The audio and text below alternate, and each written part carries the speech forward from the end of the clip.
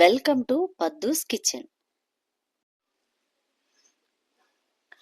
పద్దూస్ కిచెన్కి స్వాగతం. ఈ పూట మనం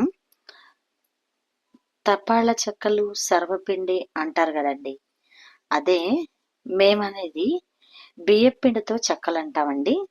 దాన్ని ప్రాసెస్ ఏంటో ఇప్పుడు చూద్దాము. నేను ఒకప్పుడు బియ్యపిండి తీసుకున్నానండి. అందులోకి సరిపడా సాల్ట్ వేసుకుంటున్నాము. అలానే దానికి తగ్గట్టు బాగా సన్నగా తరిగిన కరివేపాకు వేసుకుంటున్నా అండి. అలాగే బాగా నువ్వులు వేసుకోవాలండి. నువ్వులు వేసుకుంటే కమ్మదనం చాలా బాగుంటుంది, చాలా కమ్మగా ఉంటుందండి నువ్వులు వేస్తే.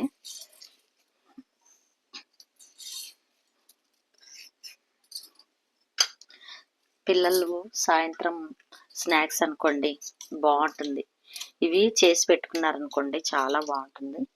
అలాగే గ్రైండ్ చేసుకున్న పచ్చిమిర్చి పేస్ట్ అండి. కారం కావాలనుకునే వాళ్ళు బాగానే వేసుకోవచ్చు. నేను మామూలు కారమే వేస్తున్నాను. తినేట్టుగా, కొంతమంది కారం ఎక్కువ ఇష్టపడతారు కదండి, వాళ్ళు వేసుకోవచ్చు. ఇవ్వండి అంతా వేసేసాం. ఇందులో కొంచెం జీలకర్ర కూడా వేసుకుంటే చాలా బాగుంటుందండి. జీలకర్ర అరుగుదలకు కూడా బాగుంటుంది.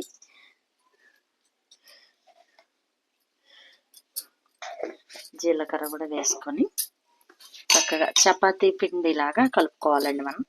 ఇది ఎవరికి తెలియంది కాదు, కానీ నేను ఇలా చేస్తానని మీకు చూపిస్తున్నాను అనమాట. ఆంధ్ర సైడ్లో బియ్యపిండి చెక్కలు అంటామండి.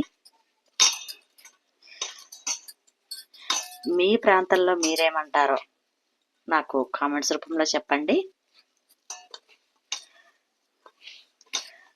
ఇలా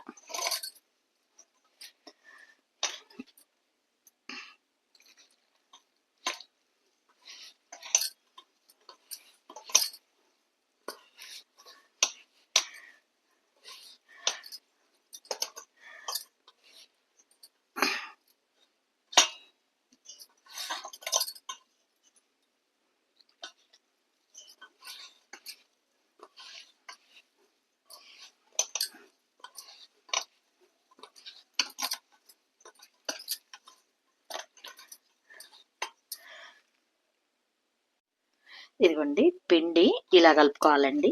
చూస్తున్నారు కదా, ఇలా కలుపుకొని ఇప్పుడు పాన్ ఒకటి తీసుకుందామండి.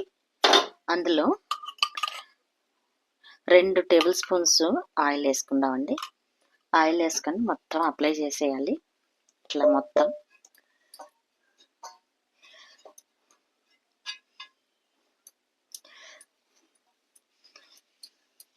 ఇలా అప్లై చేసేసేయండి. మొత్తం అప్లై చేసేసిన తర్వాత ఒక్కొక్క ముద్ద తీసుకొని ఇందులో ఇట్లా మనకి నచ్చిన సైజులో, చిన్నవి కావాలంటే చిన్నవిగా నొక్కోవచ్చు, పెద్దదిగా కావాలంటే పెద్దదిగా నొక్కోవచ్చు.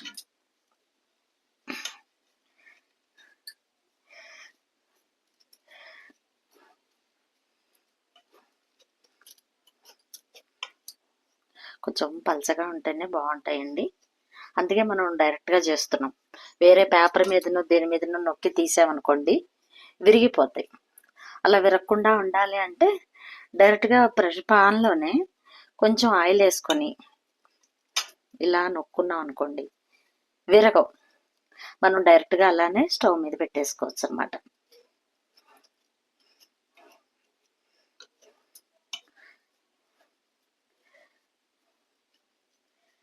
ఇలా చేసేసి మధ్యలో కూడా చక్కగా కాలాలి కదండి, ఇట్లా హోల్స్ పెట్టుకోండి. హోల్స్ పెట్టుకుంటే అందులో బాగా ఆయిల్ వేసామనుకోండి చక్కగా కాలుతుంది. సింపుల్గా పిల్లలు వచ్చేసరికి స్నాక్ రెడీ అయిపోతుందండి కదా. ఇలానే కొంచెం ఆయిల్ వేసేసుకోండి. అడుగంతా కూడా చక్కగా వెళ్తుంది, బాగా ఎర్రగా కాలుతాయి అన్నమాట.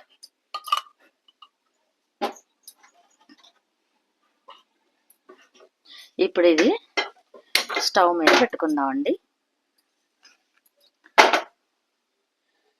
ఇలా స్టవ్ మీద సిమ్లో పెట్టుకుందామండి.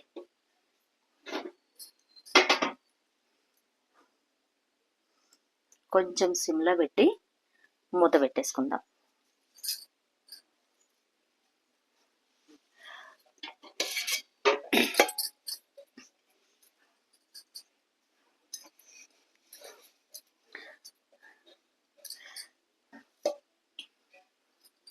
ఇలా మూత పెట్టేసుకొని ఓ 10-15 నిమిషాలు చక్కగా కాలనివ్వాలండి. చూసారా అండి, కాలింది కదా. ఇప్పటికి 5 మినిట్స్ అయింది. ఒకసారి తిప్పి చూద్దామా. ఆహా, అసలు ఎర్రగా కాలింది కదండి. ఇటువైపు కూడా కొంచెం నూనె వేసుకుందామండి. కొంచెం నూనె వేసుకొని ఇటు కూడా కాల్చుకుందాం. లైట్గానే వేస్తున్నా అండి, ఎక్కువ వేయట్లేదు. చాలా బాగా వచ్చింది కదండి. ఇలా చేసి పెట్టామనుకోండి, పిల్లలకి రాగానే వేడివేడిగా స్నాక్, చక్కగా హెల్దీ ఫుడ్ అనమాట. బయట నుంచి కాదు కదా, మన ఇంట్లో ఉన్న ఇంగ్రీడియంట్స్ తోటి చక్కగా చేసుకోవచ్చు. అప్పటికప్పుడు అయిపోతుంది. ఎంతసేపు చేస్తామండి మనం అనుకుంటే. మనం అనుకోవాలే కానీ ఇంతలా అయిపోతుంది. ఇది ఇంకో 5 మినిట్స్ ఇటు కూడా ఎర్రగా కాలిన తర్వాత మళ్ళీ తీసుకుందామండి. చూసారా, వేడి వేడి బియ్యం పిండి చెక్క రెడీ అయిపోయింది. చూసారండి ఎంత బాగా కాలిందో, చక్కగా ఉంది కదండి. పిల్లలు స్కూల్ నుంచి రాగానే ఇలా వేడి వేడిగా పెట్టచ్చండి. ఎంతో బాగుంది కదా. ప్లేట్లో తీసేసుకుందాం.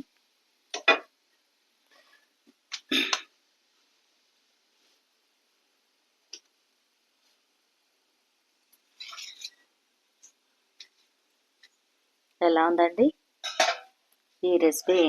ట్రై చేయండి మీరు కూడా, చాలా బాగుంటుంది.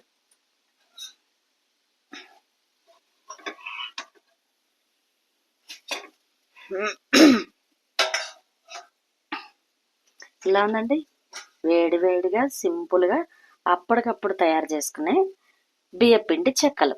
చూశారు కదా రెసిపీ. ఇది కనుక మీకు నచ్చినట్లయితే షేర్ చేసి, లైక్ చేసి, మీ కామెంట్స్ చెప్పండి ఎలా ఉందో. Thank you.